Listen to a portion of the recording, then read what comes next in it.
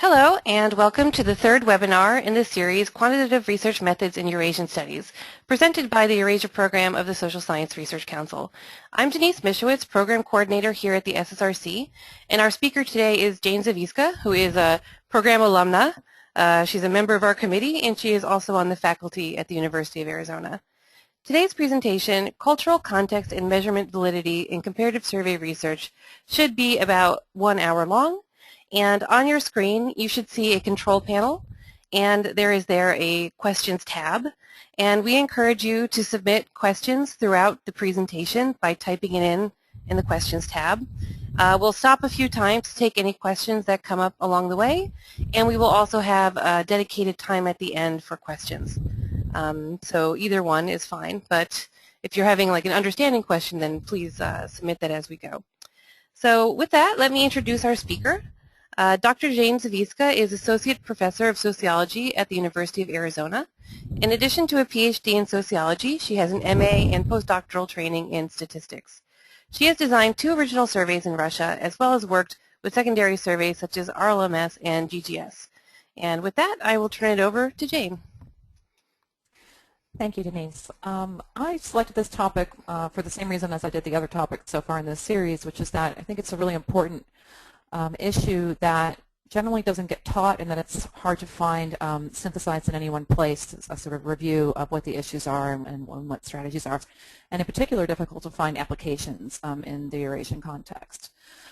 So what are the issues here? So basically the problem is that when we want to compare across groups, now these groups, examples I'll be using today are countries, but it could be subnational groups, it could be, gender, or, anything other way you might group people. We want to make sure that when we observe differences or similarities, when we're, say, comparing, means on a variable or regression coefficients across countries, we want to make sure that those are actually meaningful, real differences and not artifactual due to some issues in the way that those variables were measured. And so to feel confident that we have, valid measures that not only valid within the countries, but that are valid for making comparisons, we want to have, 2 things at the same time which are difficult to achieve. On the one hand, we want to have what we call identities, which just means that you have the same, essentially the same question, the same measure administered to multiple groups. So classic example of this would be in something like the World Values Survey, where they ask the same questions for the most part in every country, translated obviously into local languages, but with an attempt to make those translations as similar as possible. But we also like to have equivalence, which means measures that may not be literally the same, but that we think might actually capture the same concepts across contexts. So sometimes we want to be able to have variation in the way we go about measuring particular constructs in different contexts. Unfortunately, that makes comparison difficult. Scales are different. Interpretation of those measures can be different. So this is especially an issue, though, in cross-national surveys, which have kind of proliferated in the last 15 years or so. We have many, many more cross-national surveys, that many of which include Eurasian countries.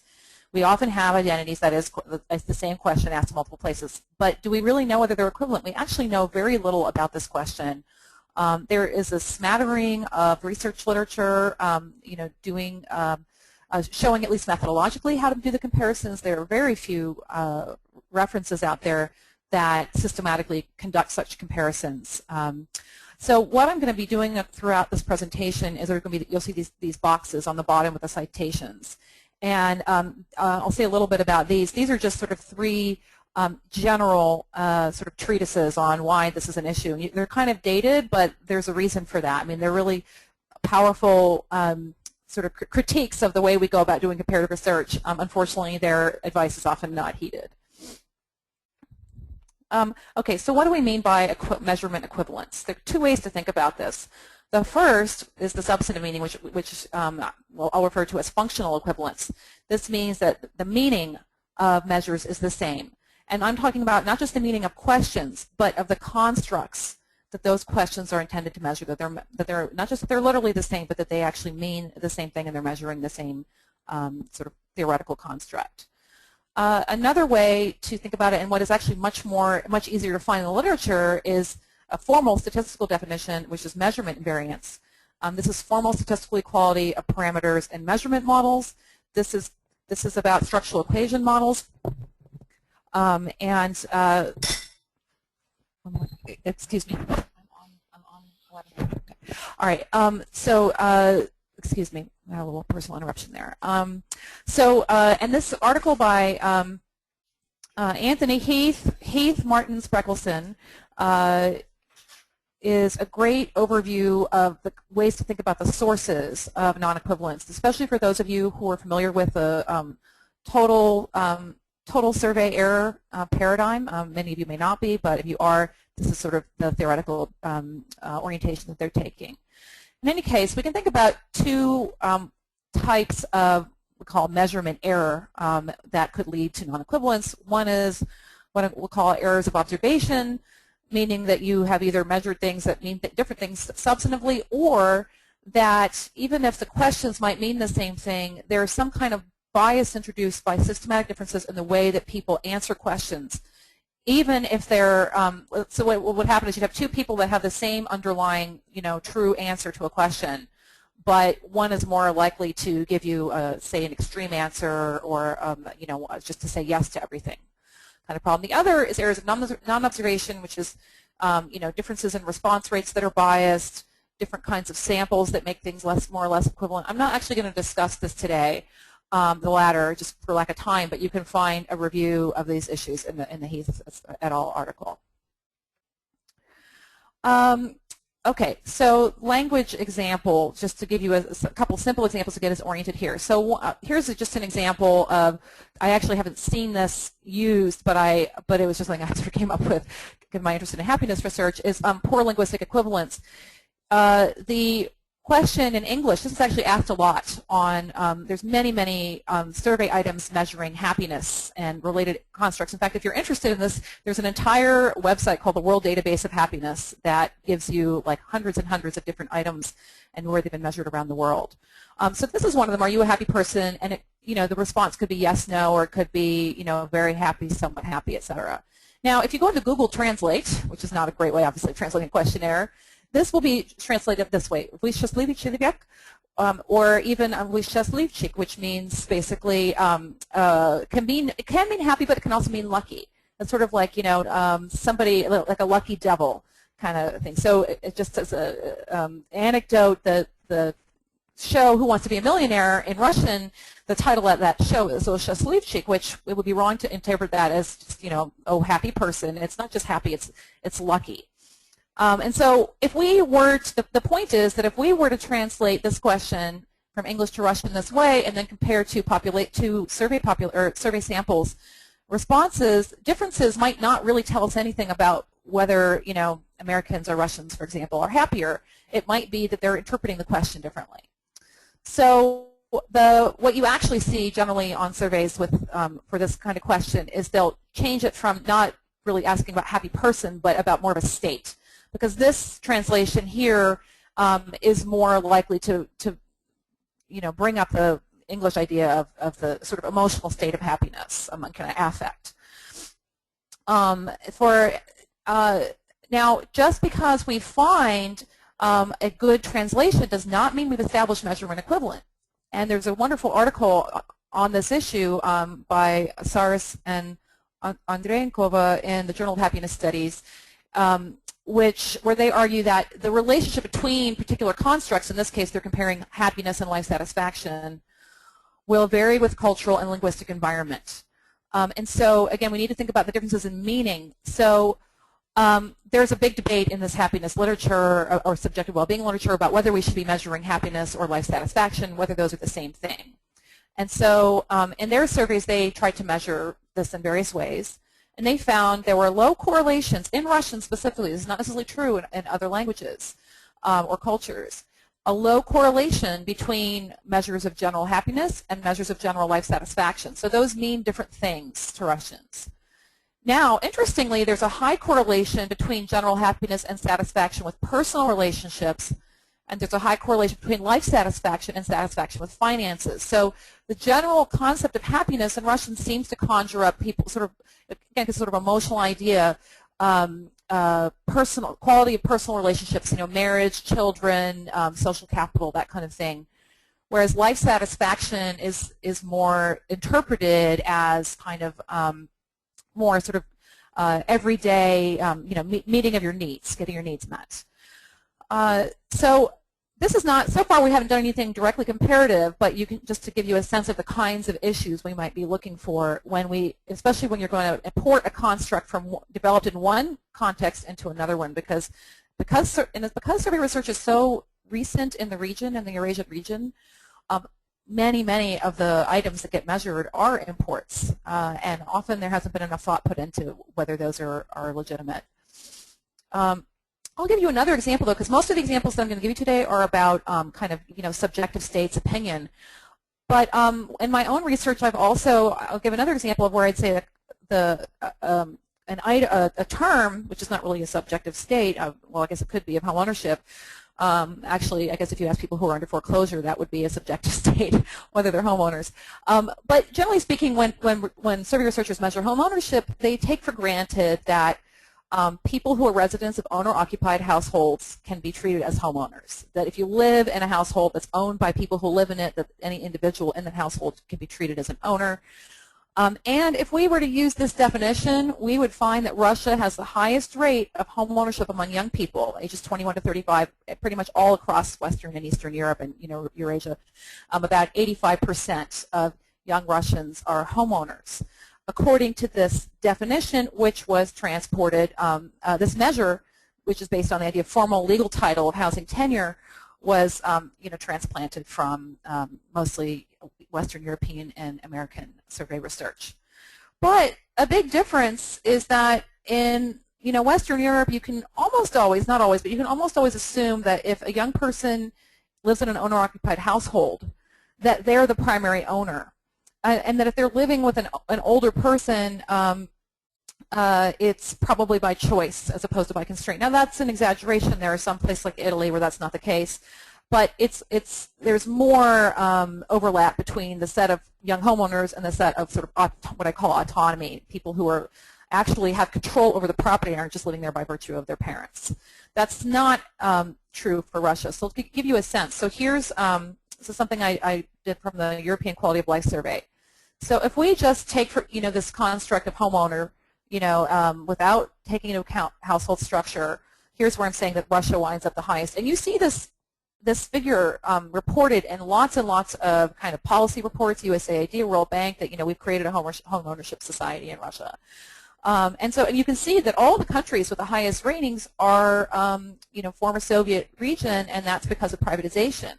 However, if we sort of break down which of these are young people who are living in a nuclear family, that is only with their spouse, partner, or children, you can see that the rankings change very much sort of in the direction that we would expect, right, where it's the wealthy Western European nations, with a few exceptions, that have the highest rate of sort of autonomous home ownership, and where the vast majority of those who are classified as owners are living, in a nuclear family situation.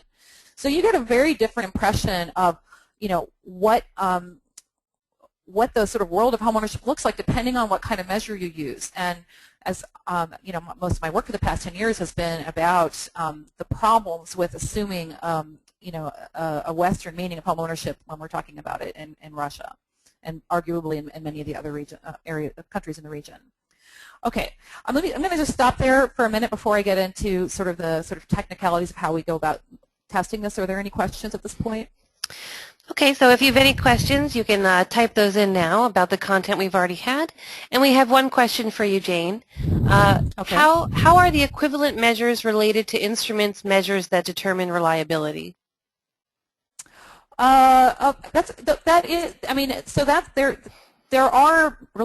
So measures can be reliable or not, and not necessarily equivalent. I mean, if they're going to be equivalent, then I think they have to be reliable. But you can have reliability and not necessarily equivalence. I don't know if that answers your question. There are specific tests for reliability in the context of testing for measurement equivalence or measurement invariance. I didn't put a citation for that in here, but if you go to the literature on item response theory and you search for measurement equivalence, some citations should come up if you Google for that. Okay, that's all we have for now, Jane. Okay. All right. Okay. So I know that a lot of people online on the call may not have, you're going to have different levels of statistical background, so I'm trying not to assume too much. That said, you really won't be able to do any formal tests of measurement equivalence in comparative research unless you learn something about structural equation modeling. That's just the way it is. So I'm not going to be able to teach you structural equation modeling today, obviously, but I'm going to just give you a little bit of orientation toward what that even means. And then if this is something that interests you, you can go and take a course on it. Almost any university will have a course in either psychology or sociology or education. Those are the three fields that use this kind of thing the most. ICPSR, Michigan Summer Workshops almost always has one. Actually, University of Arizona has a winter workshop now that's shorter but cheaper than the Michigan ones that anyone could attend in January, early January. We always have that. But in any case, let's first talk about what is the issue of having one measure. So let's just say we're trying to establish whether or not for one question or one survey item we have measurement equivalence. We can't actually statistically test that if we only have one measure. And so as an example, there's a lot of literature in marketing on consumer ethnocentrism. And there's been this attempt to create this universally valid consumer ethnocentrism scale. And there's been quite a bit of research actually in the past 15 years testing this in mostly Eastern Europe, but in Russia and Ukraine. I haven't seen anything in Central Asia on this question. That doesn't mean it's not there, but I can't find it. Anyway, so here's one item. So you know, Russians and Canadians got asked the same question, or they got us actually to make an evaluation of a statement. There should be very little trading or purchasing of goods from other countries unless out of necessity. And Russians are more likely to agree with that than Canadians. And actually, just an interesting aside is in the early literature on this, there was a couple studies in the 90s on this question in Russia that found that Russians were less ethnocentric when it came to consumption, meaning, buy Russian kind of stuff. And that's actually looks like it's changed over time, and that in various attempts to measure this construct of ethnocentrism, Russia appears to be more ethnocentric than it used to be. In any case, so this might be a real difference, that Russians really are, more ethnocentric as consumers, but it could also be because of some fluke of translation, or other reasons for different interpretation. Maybe this question in the two places is measuring different constructs. And I'm going to show you an admittedly very simplified version of the models that were fit in the article that's referenced here. I'm going to not fully capture their argument for the sake of time. But I'm going to use this to explain what latent variables are. So the latent variable, i.e. the sort of theoretical construct we're interested in measuring, is consumer ethnocentrism. And in, maybe some of you have seen this before, structural equation models, this is actually just a measurement model. The latent constructs are represented with ovals, and then actual things that we measure, we call manifest indicators, are indicated in squares. So a survey was done that asked, a bunch of questions. They made a bunch of statements like that earlier one, and they all got asked, to how strongly they agreed or disagreed with the question for all these different things. And so in the, research on this that was done in the West that established, that this was a legitimate scale to use cross-culturally, it was found that these items all form, one unidimensional scale. So collectively, if you can create essentially a variable, a latent variable for consumer ethnocentrism through the kinds of scaling process. I can't go into the details, but that happened when you some of you may have seen this also called, factor analysis. So this is like a factor analysis. So factor analysis is just the measurement modeling part of a structural equation model. Okay, now in this article on Canada versus Russia, interestingly, the researchers found that while these measures all do, are all related to each other in a way that we can consider consumer ethnocentrism, it's not unidimensional. There are actually two dimensions to this construct in Russia. And so they found that these items all sort of cluster together, and these items all cluster together. And so they didn't actually try to interpret it, so I'm making an attempt to interpret it. But why do we have that to have two instead of one? And it seems to me that these items are more, they're using terms like, patriotic, Russia first or Canada first, a real Russian, a real Canadian buys domestic, keep our country working, versus what I would consider to be more sort of, economic protectionism, which is not quite the same thing as cultural ethnocentrism. I mean, they both lead to the same, conclusion, which is you should buy, domestically made products. But this, buying foreign products only out of necessity, doesn't. So what we can think about is just because somebody says that they agree with this doesn't mean they're going to necessarily agree with these things. But if they say they're going to agree with this, they're likely to agree with these other things too, roughly speaking. So point being that, what is this illustrating is that if we had assumed that we hadn't done this test to see whether or not, these items are measuring, essentially one unidimensional construct, we would have had an erroneous measurement model for the Russian case. And so, it takes some time, but it's not rocket science to do this, and it should be done much more often than it is. And then also it can really, it's not just a formal exercise. This can help with theory building. It'd be interesting to think about why we find these differences here but not in Canada. Okay, let me give you another example. This is on national identity, and this is by far the most common example you'll find used in the methodological literature on developing, in political science anyway, in public opinion research, in developing methods for establishing measurement equivalence. And so national identity is interesting because for the purposes of measurement modeling, that, extant theory, the sort of mainstream theory suggests that there are two dimensions to national identity. There's a civic dimension, and then there's an ethnic or a scriptive dimension. So that ethnic or a scriptive dimension basically meaning, you believe that you are, a member of whatever nation because by right of birth or ethnicity or, religious affiliation, something that's, well, I suppose religion could be changed, but, in places that have a national religion. Whereas with civic, it's more a sense of identity with the state, right? It's not about the group as an ethnic group, it's with the state. And it's more fluid. Somebody can move to a country, become a citizen, demonstrate respect for the institutions, and that would be considered to have the civic identity. So there's just like a whole bunch of citations here. Obviously, I'm not going to go into all these, but this Heath article appears again, so another good reason to look at that one. If you're going to read one thing that's an empirical application, I'd say, although it's pretty technical, if you've got some background in structural equation modeling, I would read this one. Okay. Here is an example of a measurement model for, when I say pooled, I'm sorry, ISSP, or actually I can't remember, it might be World Value Survey, but it's International Social Survey Program. There's several different of these cross-national surveys that include items that could be used to try to measure national identity. So there are, on this particular survey, they actually ask people, which of what, how important do you think the following things are for someone to be considered, a national of this country, or for someone to, have a national identity.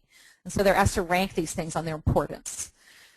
And so, according to that earlier theory, these items should load on civic, and these should load on ethnic. But there is one exception in the actual data, which is that we find that citizenship as a measure actually seems to be associated with both of these latent constructs that we developed from these other indicators.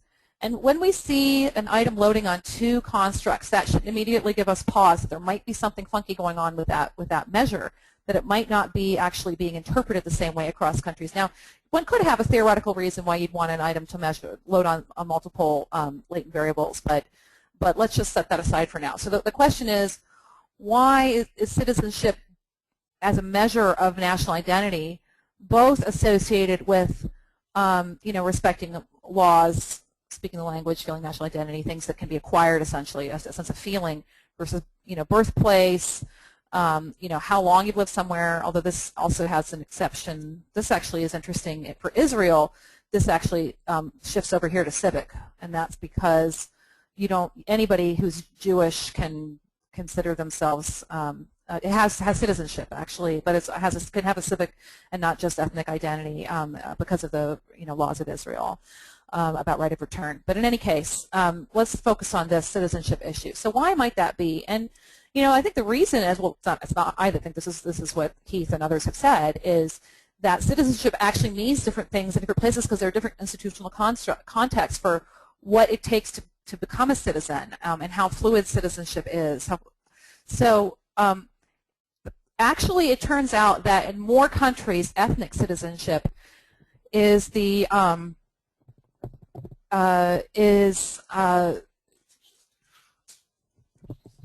one moment, please. I am doing a national webinar. I don't know. Jesus, I can't believe you're doing this to me. Hello? I'm sorry. Can you hear me now? Yes, we can. Hello? Yep, no problem. Jane? Oh, I'm sorry. Okay. All right. So, yes, I'm here. Okay. So, in countries, which is actually the vast majority of countries, what the researchers did is they just ran these, measurement models on every country individually to see what kinds of differences there were. And what they found was that in countries where the citizenship rules are pretty strict, and often even based on, place of birth, there are places where it's more or less difficult for immigrants, for example, to become citizens, and then there are places where even if you were born somewhere, you can't become a citizen because you don't share the national ethnicity. So sometimes citizenship and ethnicity are sort of, they really overlap a lot. And the same would be true in countries that are ethnically homogenous, where if they're pretty homogenous, then it sort of makes sense that these would be seen as kind of meaning the same thing. And this actually includes most former Soviet countries because of the combination of these two factors, restrictive rules and ethnic homogeneity. Probably the former being the most important, and the latter being more important in, say, Eastern Europe. So also there are countries like Austria and Switzerland which have very strict citizenship kind of legal laws. Now, other countries have, you'll find that the citizenship item clusters better with these others that are, strong indicators of civic identity. This is where, conversely, citizenship rules are less restrictive, or the countries have historical ethnic diversity. So the Czech Republic is an interesting exception, and that probably has to do with the split from Slovakia, and again, that at least historically, it was an ethnically diverse place where ethnicity wasn't really, co-determinant with citizenship. It'd be interesting to see how that changes, how many generations it takes, after those two countries split, essentially according to ethnicity. And my guess is that it will shift back over to the previous group. And other places like Spain and Israel that are ethnically heterogeneous. Australia is the place where it has very, very lax sort of citizenship rules. Actually, USA does too, but still winds up in that ethnic cluster, and I'm not actually sure why that is. This isn't really my area of expertise. But you can see kind of how, again, if you break down, if you see whether or not, test whether these measurement models, are working identically across countries, you'll find, in some cases that they don't. And so that's a common finding. Now, how can we test for this formally? So I've just been sort of doing this descriptively, but there are formal statistical tests. And here's where I have to get into some language that, if you're not familiar with factor analysis or structural equation modeling, it'll be hard for you to understand. But I won't be on this very long, so just bear with me. So the most basic test for measurement invariance is equivalent factor structure, and that's exactly what I was talking about here. Like, the factor structure is just which items load on which latent variables. Okay, that's like the baseline. Okay, it's better though if it's not just the structure that is what loads on what, but the strength of those loadings. That's called metric invariance. So it's the factor loadings for those of you who know this sort of lingo. And you need to have equivalent factor loadings to be able to conduct cross-national analyses of relationships between variables, okay, like regressions. And then scale invariance, and this becomes the math, the statistics here become kind of complicated to understand why, but these references, if you're interested, will explain it to you. You've got to have intercepts as well as kind of factor loadings being equivalent. This is very, very difficult bar to test, but what that means is we probably want to be more cautious about interpreting differences in means across sort of constructed scales as meaningful, right?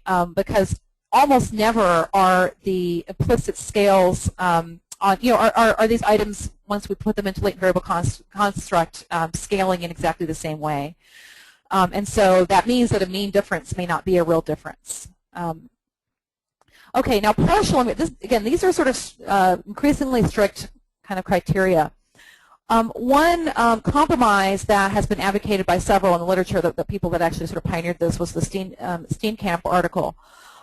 So here we have partial invariance, meaning that you have at least two items that are loading equally. So, for example, if we could just show that two of these things sort of, had similar properties across all of the groups that we want to compare, even if the others don't necessarily, as long as they load on the same variables, but maybe the factor loadings themselves are different.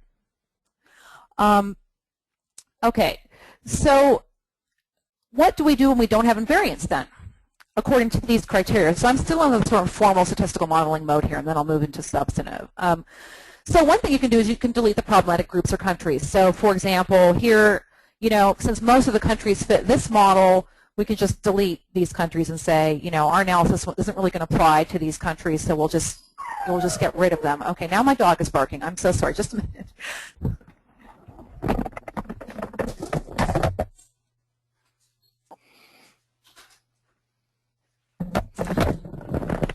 I'm sorry about that. Okay. Another approach would be you delete the items. So we'll say, well, we have three pretty good measures of civic identity. Let's just delete citizenship because it's our problematic one.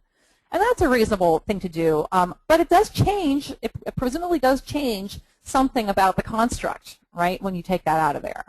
But whatever that construct is, which you need to reinterpret from using substance and theory, will be different. Or you can settle for partial invariance, right? Okay, now the problem with all of these approaches, there's comfort in them because they are formal. There are rules and tests, formal statistical tests that can make us feel secure that we've discovered invariance or measurement equivalence. But it's a very high standard statistically and may not really be necessary. And if we hold ourselves to those high statistical standards, we may be losing things of interest substantively.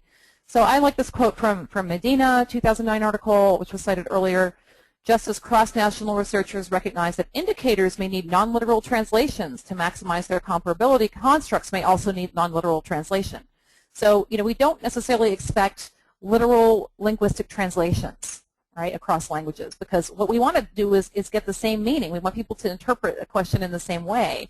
Well, by the same token, we want the the theoretical constructs to be equivalent. Maybe we should relax a little bit about whether the actual items themselves are exactly the same. Unfortunately, because this is a less common approach, there's not as much. There are very few examples of systematic ways of doing this. Because part of it is that functional equivalence, which is really what this is talking about, there is no statistical test for functional equivalence. That's a substantive question. But there is some new research trying to do this in a statistical framework. So there are two that I found, especially. So the Medina that I mentioned has an idea of locally conditioned models. So for anyone who's familiar with latent class analysis, you'll have heard of kind of local conditioning in that approach. But basically, it's given controlling for certain things to be variant, that then you can establish invariance. Another way, and it's sort of similar conceptually, just a different methodological approach, is you actually try to predict those sources of measurement, variance or measurement non-equivalence. So you actually can. So, for example, going back here, you could bring in some measures of ethnic homogeneity and citizenship rules to predict which of these two measurement models is going to work for a given context. And again, it's sort of really striking how rarely that seems to get done, but these are two great examples. And you can see how recent the dates on these citations are. There's been an explosion of research just preparing for this webinar. The last time I read deeply in this was probably about 5 years ago, and I was shocked at how much new material there is. Another thing you want to do, though, it's about interpretation, local knowledge, is you want to know something qualitatively about the context. And so one recent article that's interesting in this respect, as an example from the region, is this article in Democratization about the difficulty of measuring support for democracy. So support for democracy is one of those latent constructs that is very often, is of interest, and items that are measured and where we have identities in terms of the measures, and things like the World Value Survey are often used to make claims about which places are more or less have support for democracy. This article shows from interviews how differently people, even within the same country, can interpret what the question itself is about. I mean, what does support for democracy mean? Does it mean, is it support for the system of democracy in theory? Is it support for the way that democracy has been implemented? And that may vary from country to country as well, how people interpret that question. Okay, so let me stop again and see whether there are any questions before I move on to response styles. Sure, we have a question. So for these instruments, are these pilot tests of the instruments, or are you trying to make sense of data from tests already completed? I'm sorry, can you repeat that again? So for these instruments that you're talking about, are these pilot tests of the instruments, or are you looking at data from tests and surveys already completed? Yeah, everything I'm showing you here is from published research based on already existing cross-national surveys. Mm-hmm. Yeah.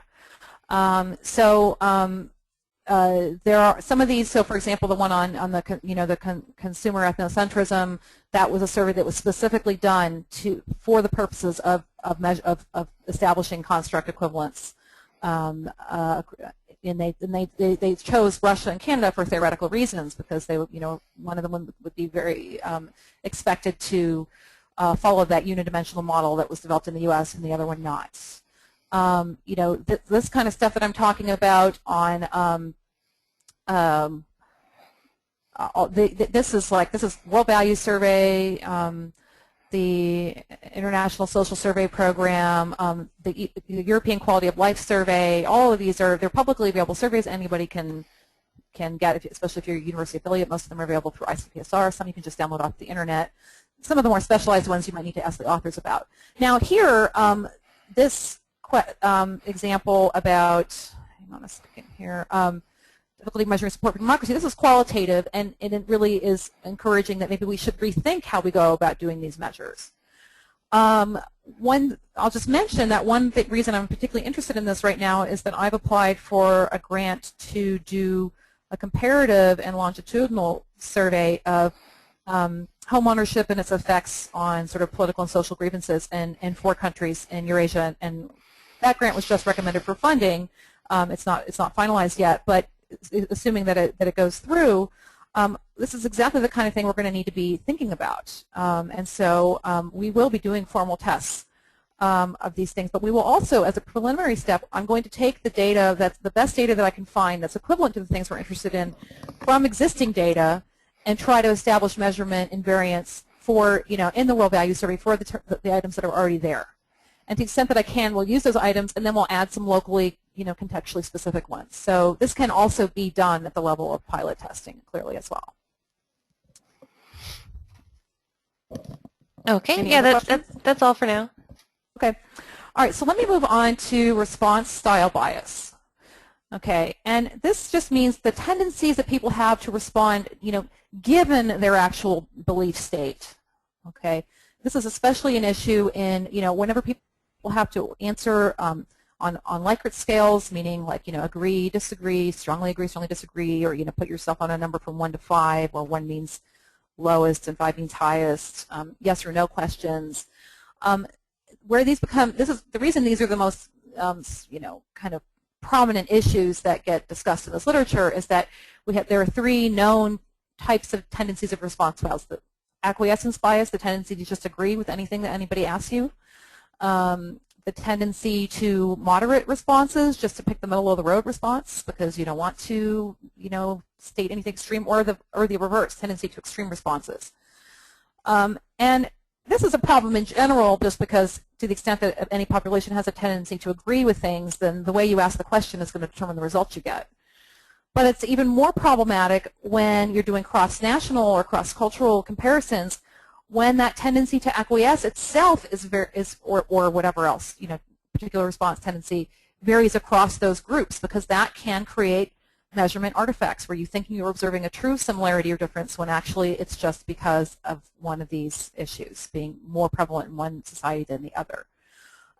So like Harzing is one of the most published people on this. I think she's Australian, and you can actually just go to harzing.com as her website, and there's like a gazillion articles on this kind of stuff on there, including somewhere on there she has like a rubric of kind of a meta-analysis of, it's a little dated now, but all the countries for which any study have ever been done about these kinds of biases and what the finding was. So fortunately, we actually finally have a Central Asian example here, a wonderful article on acquiescence bias in Kazakhstan. I think it's one of the best things I've ever seen written about this issue in general, and it happens to have been done in Kazakhstan. And so this is the reason that I really like this is that it's using experiments, which means they randomly assign different versions of the questions to survey respondents to see whether or not there is this bias. So it's really strong evidence because it's using experimental method. And this just, all of the research was done within Kazakhstan, but she's comparing ethnically identified Kazakhs versus Russians who live in Kazakhstan. And what are some of the causes of acquiescence bias? So she has this hypothesis that there's going to be a lot of acquiescence in Kazakhstan, and that Kazakhs are even more likely to be acquiescent than Russians.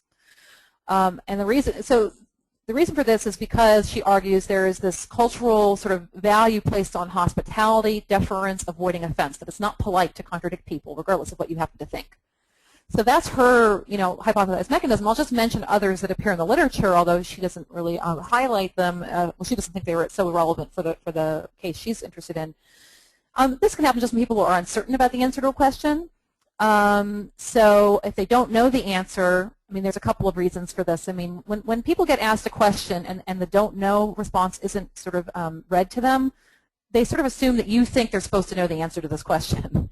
And so if they don't know the answer, there is this sort of just cognitive tendency to assume that whatever the statement is that they're supposed to agree or disagree with contains some kind of clue about the correct answer, that it's more likely to be true than not to be true, or correct than not to be correct. So they'll just say yes or agree. There's also, these kinds of questions place a cognitive burden on the respondent because they give them one statement and they leave it to the respondent to have to think about what would the converse statement be. What would it mean to disagree? And often, actually, it's not clear what disagreeing means. There's a wonderful literature on the problems with agree-disagree questions. We should just not use them if possible. But they're the most common kind of question, unfortunately. But they're terrible questions for many reasons. And you can go to, I think I'm in one of my previous webinars, I think that I cited this literature. Maybe I didn't. I think that's what we'll do for the fourth webinar, actually, is going to be on some general issues in subjective measures and questionnaire design that, so this is not just an issue, as what I'm trying to say, for comparative research, but just a general problem. And then people also will just satisfy. So if they're not interested, if they're tired, if they're just not engaged, so they just say yes, yes, yes, just get it over with quickly. Okay, so let me tell you about the experiment. There were several experiments, but here's one of them I'll explain, or I'll describe. She asked, oops, this should not be attitudes toward prices. Sorry about that. That's a mistake. That should say attitudes toward freedom versus order. Prices was a different example, and I think I changed my mind which one to give.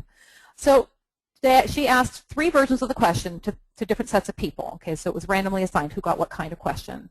So one version said people should be free to say whatever they want, even if what they say increases tensions in society. And the other is public order should be maintained above all, even if it requires limiting freedom of speech. Now, if you agree with version A, then you should disagree with version B, logically, right? They're the same statement, they're just inverted.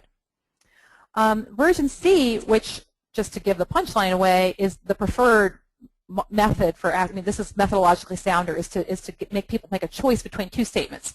Certain people think it's better to live in a society with strict order, even if it requires limiting freedom of speech. Others think people should be free to say what they want, even if it says increases tension in society. Which view is closer to your own? Do you feel this way strongly or only somewhat? So for these two, they were given the options to strongly agree, somewhat disagree, strongly disagree. And here they had to pick one of the two, and then after they picked it, they'd say whether they thought that strongly or not. So you can, the point is that you can essentially, for these three versions, you can come up with, you can match which responses should have the same meaning. That is, if a person, let's say a person is strongly pro-order and anti-freedom, I mean, we can critique the whole question itself, but let's just take the question for granted now, so that there's, order versus freedom. So if they're really, really strong pro-order, then they should strongly disagree with version A, strongly agree with version B, and they should pick the first statement in version C, and then they should say they feel strongly about it. So that's what we would expect if there were no biases going on. Now, as you'll see, there's tremendous bias, and this is really striking. So let's just talk you through how to think about what you're seeing here. So what I've done is taken the responses to these, that she reports to these three different versions of the question, and I've grouped them according to what is the substantively equivalent answer. So for freedom varies, so on version A, this is the people who said they strongly agree, that freedom is more important than order. And here is this is the people who said they strongly disagree with the statement that's pro-order. And this is the one where they chose it from among the two. The point is, if we had no bias, we would get exactly the same. These bar heights should be pretty much the same. So that's really dramatic. Other things being equal, when you see something like this and you have access to the forced choice, we can probably think that the forced choice is probably the more valid measure, although there could be some issues there too, depending on which item, which choice was read first, but that can be randomized too. But what this is saying is that, what this is telling us basically is that, yeah, people tend to just agree with, if you say, are you pro-freedom, they'll say yes. If you say, are you pro-order, they'll say yes. Okay, but the acquiescence bias appears to be much larger for on the question of for this for people who give the response that essentially means that they're pro-freedom. In other words, the reality is that people are more in this population somewhat more in favor of order than freedom if they're forced to choose.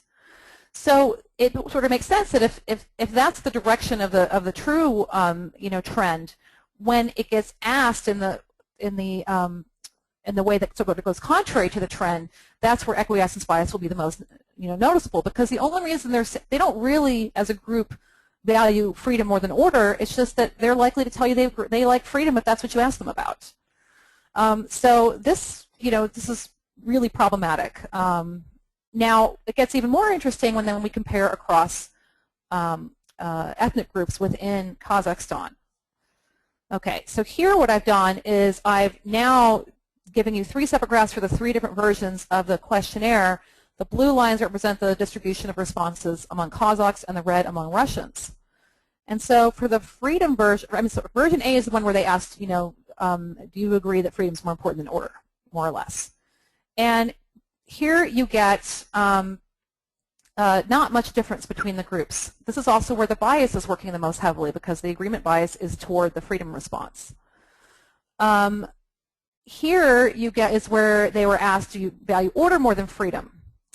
And you see that there's some evidence that Kazakhs are sort of more, a bit more pro-order than are Russians. And here's the forced choice response. And although it doesn't look that dramatic, if you do statistical significance, she actually does a regression analysis where she looks at how important is ethnicity on moderating. She looks at the interaction between ethnicity and question order.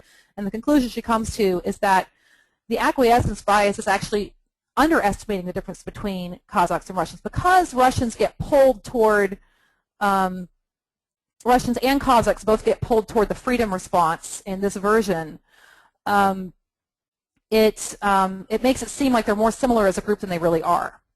When the question or order, what you're being asked to agree with, actually, it corresponds to what people are more actually likely to agree, substantively agree with, then the issue of bias is less. Okay, so here's where we really see, the way to think about it is look at which version is more discrepant from what we're going to call the best indication we have of reality. So when we ask about order versus freedom, where people get to agree that they like order, because in general they do like order, it actually is a better, a more accurate response than over here. And that's more extreme for, differences for Kazakhs than for Russians. Okay, oops. So I'm pretty much done. Are there any other questions on the response bias? Okay, if you have any questions, you can type those in right now. And we had one comment that was not a question.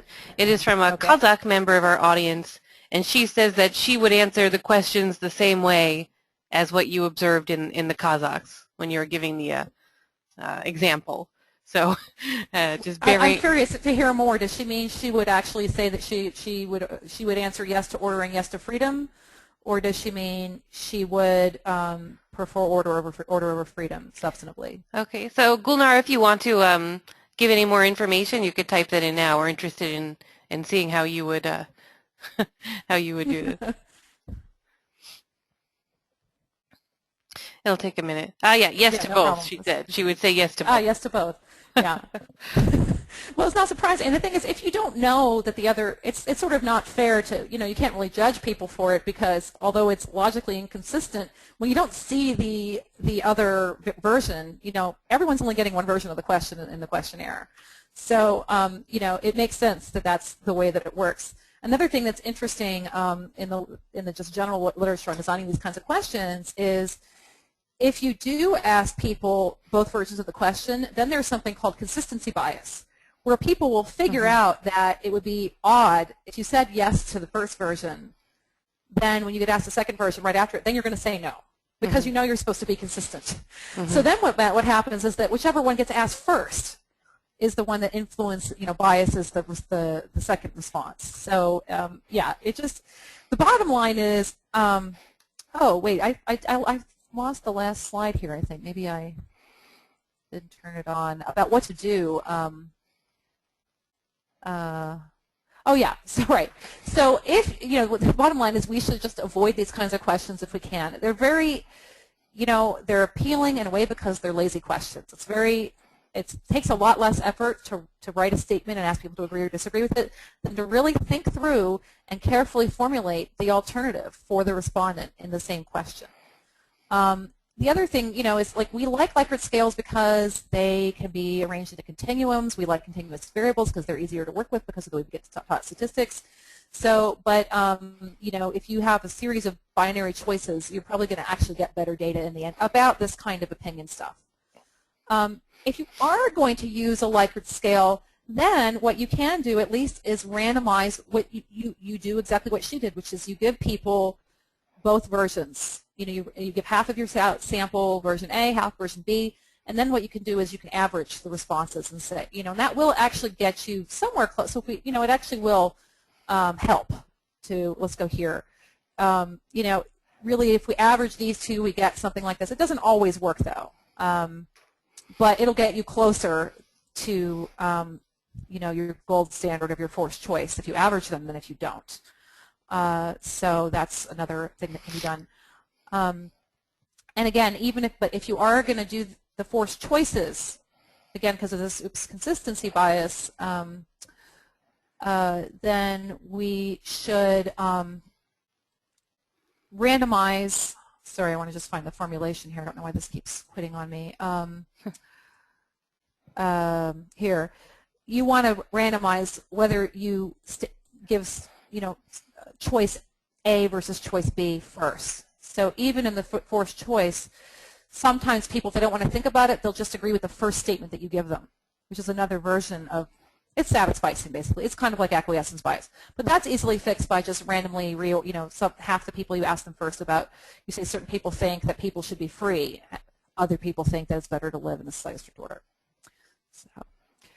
Any other questions or comments? We had our Kazakh audience member write in another comment, and she writes that it's complicated because freedom and order are foreign concepts. So great point. Yeah. Great so point. when they're answering, that also plays a factor into it. That's a very good point. And so and actually, I think that I'm really glad you said that because when you see this kind of radical, difference, like here, that's a good sign that what you're trying to measure is not very meaningful to the population, right? Or they're uncertain about it. They're either well, I shouldn't say not meaningful, but it can mean different things to different people, right? Because they're imported concepts, exactly. So this is a indication of a poor question, probably in general. One thing I'll say for the author is that she actually had like 6 different questions. I picked this one because it's the most dramatic difference, just for illustrating the issue at hand. But she had other questions that would not probably be as foreign. For example, she had one on where one person said, we should, the government should continue subsidizing companies even, if they're inefficient, to keep people employed. The other says the government should not subsidize companies to increase their efficiency, even if it means laying people off.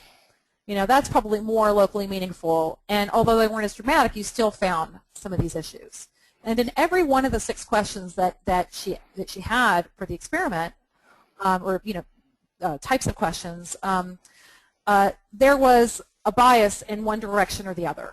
And there was a statistically significant difference between that when you controlled for this, that it changed the nature of the difference between Kazakh and Russian responses. Sometimes it actually made them seem less different. Sometimes it made them seem more different. But the point is, if you didn't control for this or be aware of it, you would wind up with faulty conclusions, both about the distribution of the variable overall and about the relative differences between Kazakhs and Russians. So again, great article. Again, if you were going to read one thing about response bias, that would be the one I would say to read. Mm-hmm. So. Okay, we have another question. How much must you know about the culture before constructing questions? Well, that's a great question. Again, this is a question of trade-offs, right? So ideally, you know a whole lot about the culture, but that means you can probably only compare a couple places, because how many places can you know very well? So, let me tell you something about how the best large cross-national survey projects run. So let's say something like the International Social Survey Program. I think it's higher quality than the World Value Survey. They have teams in every country that have local expertise, right? They go through extensive processes of item testing before to make sure that the item is meaningful. And then if items are not meaningful in certain places, they try to revise the item. Not just for that place, but for all places. Essentially, what they're doing is they're trying to find questions that are general enough that they can be, meaningful in all of the countries in the study. The larger the study is, the harder that is to do, and the more that you lose, essentially, substantively, because you're asking about very generic things. You have to, by nature, if you want them to be comparable. But you've got to have local knowledge and expertise to do that well. Like the simplest example of it, but this is very mechanical, is, people will do like translation and back translation, right? Meaning like translate, let's say if the master survey was done in English, somebody translates it from English to Russian, and then someone else translates it from Russian back to English, and you see if those 2 English versions are different. There's a whole literature on doing that, and also on the problems with doing that, that's not as effective as people might think, because again, it's sort of mechanistic. But you can still wind up with serious problems of conceptual non-equivalence if you do that. And how would you know that? Unless you did have cultural knowledge. So, for example, for the 4-country study that we're going to be doing, that's Azerbaijan, Kyrgyzstan, Russia, and Ukraine, we're working with sociologists and survey teams in every country, and we're going to be meeting face-to-face all of the teams, several times to try to come up with something that's going to work. So yeah, it's definitely hard work. But back to the thing about, so they do this for the items in the International Social Survey Program. So they have pretty good meaning equivalence for specific questions. The translations are effective. Even they're not literal, but they're meaningful and effective. However, that doesn't mean that we have construct equivalence. That is, that those particular questions are necessarily measuring the same underlying conceptual issue. Which is the only way to know about that is to do these measurement model structural equation modeling approaches, and that does not get done at the stage of questionnaire design. And I don't know that it's realistic to do that it is sort of post hoc because you've got to have the data in order to be able to do that. So, but it can be done, after one wave of a survey to improve the survey in the future. So that's another possibility. And the same person had a question, which I think you just alluded to, which is how many pilots must an instrument go through to avoid these issues? Well, again, I don't think that pilot testing is actually adequate, unfortunately. And I think that's context dependent too. It sort of depends. So so it depends on how well validated items and scales have been in the past.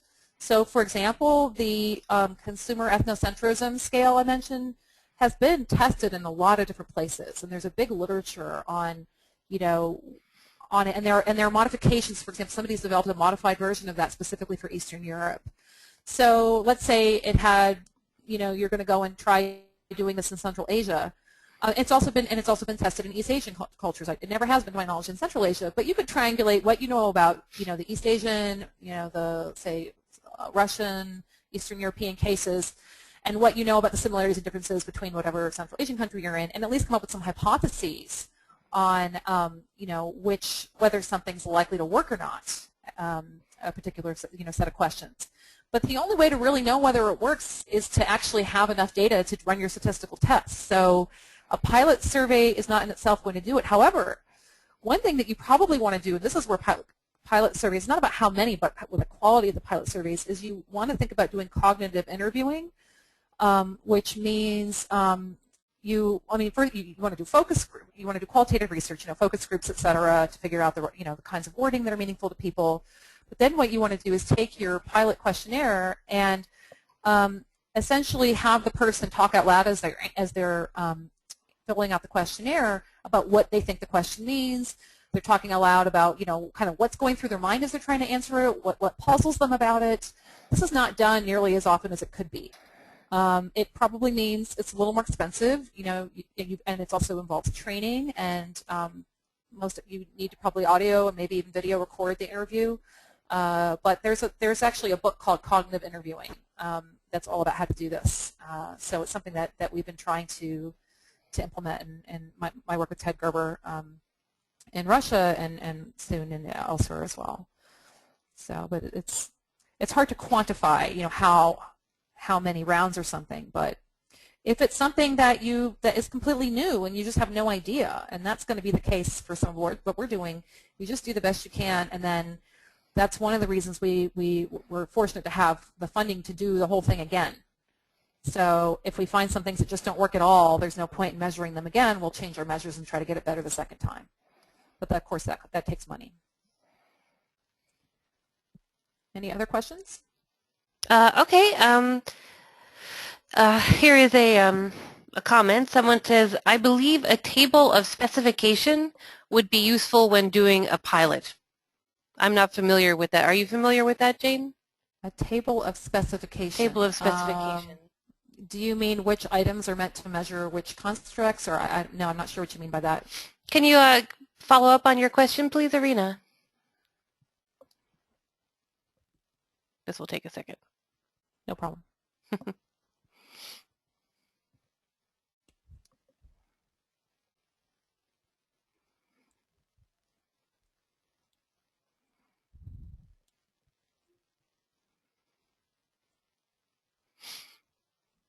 It doesn't tell me if someone is writing.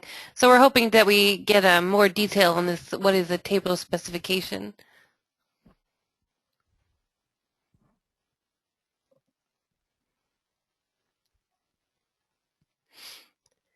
While we're waiting to see if we get any more detail, I'll just say that the slides and the recording of this webinar are going to be posted on our website early next week, and that I'll be sending everyone a link with that information, since a few of you had asked me about that. So in your email, you'll get a link to all of this next week. Oh, here we go. So she says, asking for the respondents' feedback, qualitative and quantitative, about the applicability of the questions for the new cultural context. Oh, okay, sure. I mean, that sounds like something that comes out of the cognitive interviewing approach. I think I know. I think I can visualize what she's talking about. That term itself didn't resonate for me. But right, every item you'd want to have some way of recording. what the reactions to it were and how what it seemed to mean in that context versus what you were hoping it would mean or were expecting it to mean. Sounds good. Okay, so I think that's all of the questions that we have. So I would like to thank everybody for finding time at this busy point of the semester to attend today. And I would like to, of course, thank Jane for another excellent webinar. In addition to sending out a link to the recording and to the slides, we'll also be sending everyone a link to a very short survey that we ask you to fill in about the webinar, about yourselves, and also about the future webinar that we will be offering on this topic. These surveys are extremely important to us as we try to continue offering training opportunities such as this. So please, when you receive the survey, it'll only take you 5 minutes or less, so please do fill that in. So we'd like to thank everyone again for attending today. We will be having another webinar, and we'll be advertising that in the upcoming weeks. And I hope that everyone has an excellent weekend, and goodbye. So.